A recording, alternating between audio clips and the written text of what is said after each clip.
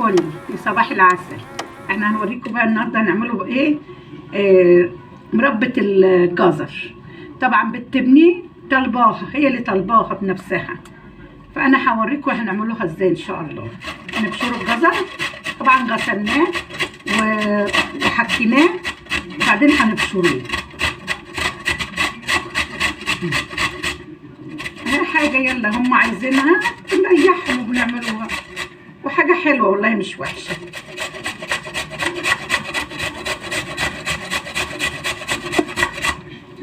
بصوا احنا بشرناه كده، بعدين نحطوه بالميه ونودوه على النار نسوي الجزر بالميه. الميه اهي، بعد ما يستوي اروح حاطين بقى عليه السكر ونوريكم هنعمله ايه برضو.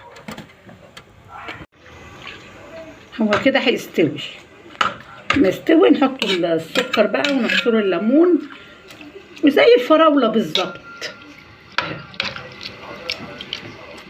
والله هي جميله صراحه.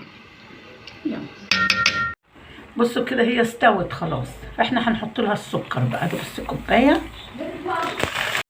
بصوا احنا حاطين مجين كبار. استني بتقلبي كده عشان السكر، بتقلبي كده لغايه ما السكر يسيح.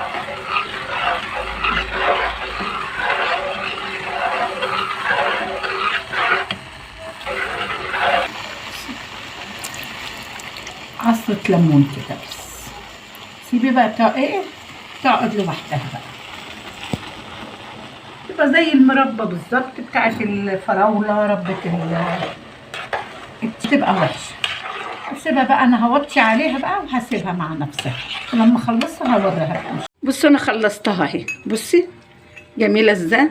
وبعدين حطيت لها يعني ايه نص معلقة قرفة، بس صراحة جميلة. دي عاملة ده كيلو جزر، ده عليه مجين سكر وعصرة ليمون بس. بصي جميل ازاي، ينفع للسحور جنب السحور بالليل، عيل جعان زي بتمني كده اللي طلبتها على طول تلقط.